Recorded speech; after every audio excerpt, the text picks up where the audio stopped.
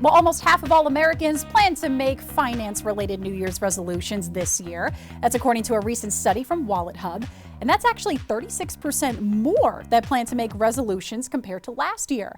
And we do have some good news. More than half of those who make resolutions believe they'll keep them for a full year. But what are some ways that we can keep up with those financial goals? How are we going to do that? Well, joining us now with those tips is financial expert Joe Dunat. So good to see you again, Joe. Yes, thank you, Christy. Yeah. And I read somewhere that the second Friday of January is known as Quitter's Day. So if finances are still on your mind, you're already ahead of the game, right? Because you've made it past Quitter's Day. Okay, all righty. We are well past that, so we're keeping the positivity going over there. That's exactly right. Wow, okay. So one thing we wanted to mention here is this goal of 50, 30, 20. Can you kind of go over that for us? Yeah. So, look, if you study successful people, you'll know what works, right? So the majority of clients in our practice who have a net worth over $1 million stick to a budget. And a budget that often comes around is this idea of 50, 30, 20. 50% of your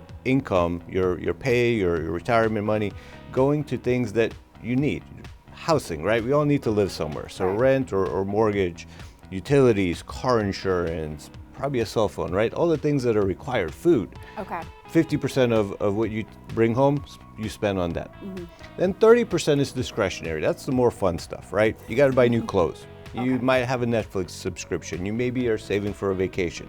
So 30% of what you bring home goes towards discretionary. And then the final 20% are either debt management, paying down debt, or saving towards retirement. Now, you can obviously do more. That's what I think is also really important. You don't have to obviously stick to that 50, 30, 20, right? That's exactly right. So every now and then the ratios get out of whack, right?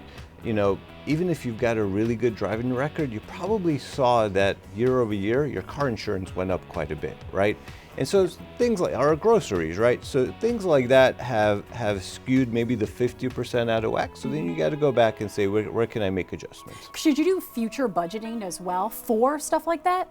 Absolutely. Yeah, I think the more line of sight you have towards the money that goes in and out, the more likely you have to succeed, right? Okay. So just kind of have that in your goal, that 50, 30, 20, but it's not always set in stone. It is not just that percentage each time. Absolutely. So one thing that can often blow up a budget is kind of big mistakes, right?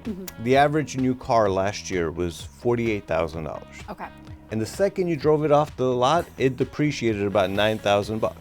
So if that's $150 a week, if you were to take $150 a week and throw it out the window, and if that doesn't sound smart, that's what you were doing if you bought a new car last year, right?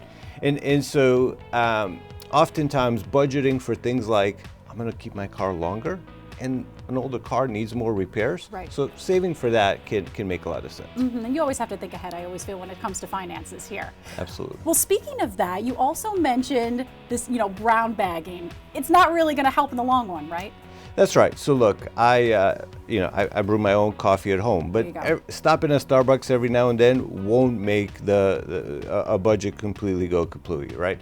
Oftentimes it is the bigger mistakes. It's having a purchase or sending a child off to a $40,000 a year private college is the type of mistake that can derail a budget over the long run. Okay, so it's just something like that to just be prepared of, preparing for those big purchases, buying a cup of coffee versus it's not really going to do That's that right. much. The more zeros in a purchase, the more thought you ought to give it. Amen to that. More zeros there. Joe, thank you so much for stopping by this morning. We